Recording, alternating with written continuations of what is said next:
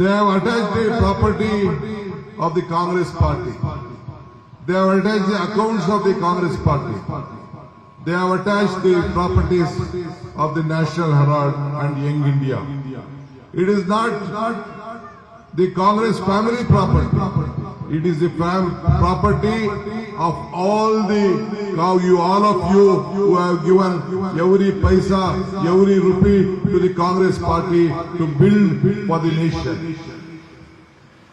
ഇവിടെ നാഷണൽ ഹെറാൾഡിന്റെ പേരിൽ അതുപോലെ തന്നെ നേരത്തെ സൂചിപ്പിച്ചതുപോലെയുള്ള വിഷയങ്ങളിൽ ഇവർ കോൺഗ്രസിന് അക്കൗണ്ട് മരവിപ്പിക്കുന്നു, കോൺഗ്രസിന് കൊടുക്കുന്ന ഫണ്ടുകൾ മരവിപ്പിക്കുന്നു. ഇവിടുത്തെ സാധാരണക്കാരൻ ഈ രാജ്യത്തെ നിലനിർത്താനുള്ള പോരാട്ടത്തിന് വേണ്ടി കൊടുത്ത പണമാണ്. അത് ഏതെങ്കിലും കുടുംബത്തിന്റെ പണമല്ല.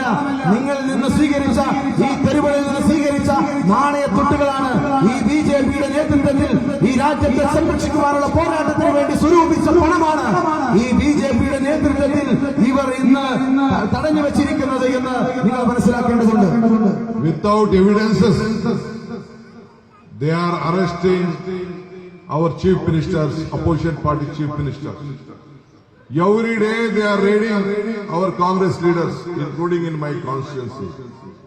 Not even a single BJP leader they have raided.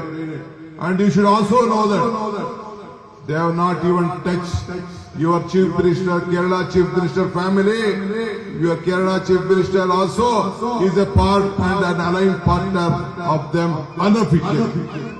രാജ്യത്തെ പ്രതിപക്ഷ നേതാക്കളെ മുഴുവൻ അറസ്റ്റ് ചെയ്യുകയാണ്. മുഖ്യമന്ത്രിമാർ ഉൾപ്പെടെയുള്ള ആളുകൾ അറസ്റ്റ് ചെയ്യുകയാണ്. എന്റെ കർണാടകയിലെ ക്യാബിനറ്റിലെ പല മന്ത്രിമാരുടെ വീടുകളിലും റെയ്ഡ് ചെയ്തുകൊണ്ടിരിക്കുകയാണ്. ഇങ്ങനെയൊക്കെ ചെയ്യുമ്പോഴും ഒരാളുടെ വീടുകളിൽ മാത്രം റെയ്ഡ് ചെയ്യുന്നില്ല. അത് കേരളത്തിന്റെ മുഖ്യമന്ത്രി സഖാവ് പിണറായി വിജയനാണ്. അദ്ദേഹം അവരുമായി നടത്തുന്ന രഹസ്യമായ താണ്ഡവ